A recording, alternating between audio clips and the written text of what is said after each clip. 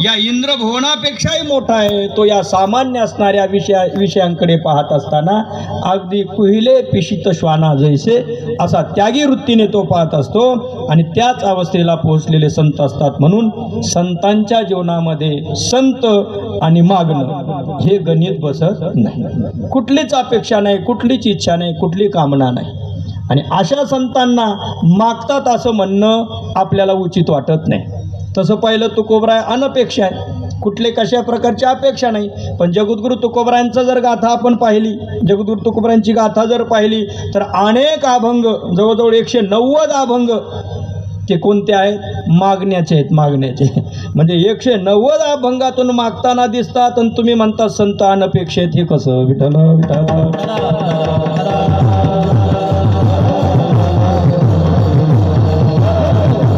कदाचित पंढरीनाथ परमात्मा त्यांना म्हणू लागला, काहीतरी घ्या, काहीतरी घ्या, काहीतरी घ्या, काहीतरी घ्या असं म्हणू लागला पंढरीनाथ परमात्मा.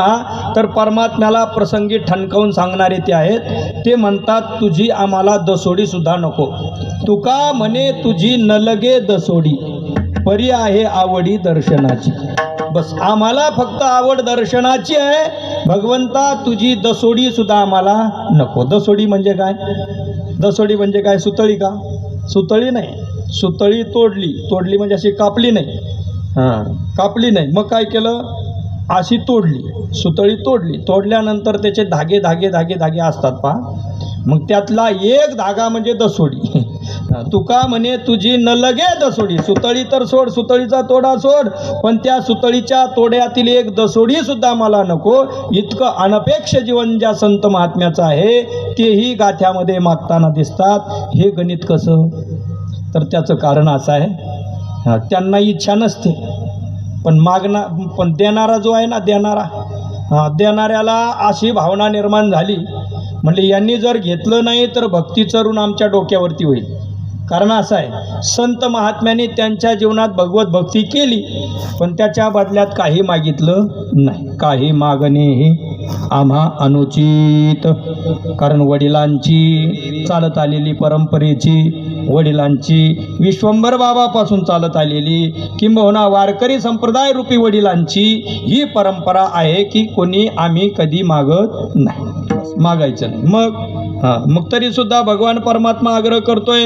मग देवाचा आग्रह आहे, पण तरी देवाचा आग्रह मोडून सुद्धा त्यांनी असं म्हटलेलं आहे, कुठल्याही प्रकारची अपेक्षा न करता आमच्या भगवत भक्तीचं ऋण देवाच्या डोक्यावर काय झालं पाहिजे. तुका म्हणे सेवा ऋणी करून ठेवू देवा. देवाला ऋणी करून ठेवण्याची शक्ती संतांमध्ये आहे. तुमची आमची भक्ती कशी असते? आपली भक्ती आणि संतांची भक्ती यामध्ये फरक आहे. आपणही भगवत भक्ती करतो नाही असं नाही, आपणही पारायण करतो नाही असं नाही, आपणही दिंडीला जातो नाही असं नाही, आपणही नामचिंतन करतो नाही असं नाही. आपण सणावाराला त्या योग्य उत्सवाच्या वेळी भगवत सेवा करतो, पण आपल्या करण्यामध्ये थोडासा स्वार्थ असतो. कुणाला मानाची, कुणाला धनाची, कुणाला काहीतरी वाढावे संतान, गृही व्हावे धनधान्य, अशा प्रकारची हाव मनामध्ये असते. आणि नवे एवढंच नाही तर अशा प्रकारची भावना असते की आपली जी भक्ती आहे ती केवळ संपत्तीची इच्छा करताना असते. अज्ञानाची भक्ती संपत्ती, इच्छिती संपत्ती.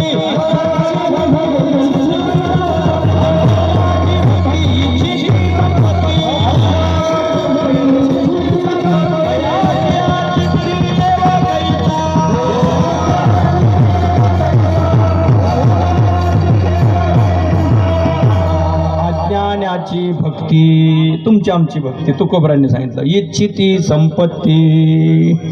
तुमची आमची भक्ती इच्छिती संपत्ती. आणि तयाची चित्ती देव कायचा. देवाच्या करता जो भजन करतो त्याला बाकीच्या व्यावहारिक कुठल्याही पदार्थाची अपेक्षा नसते. देवाच्या करता भजन करणाऱ्याला. पण आम्ही जे काही भजन करतो ते केवळ कशा करता? संपत्तीसाठी जर करत असो तर ते भजन ठरत नाही. विठ्ठला विठ्ठला.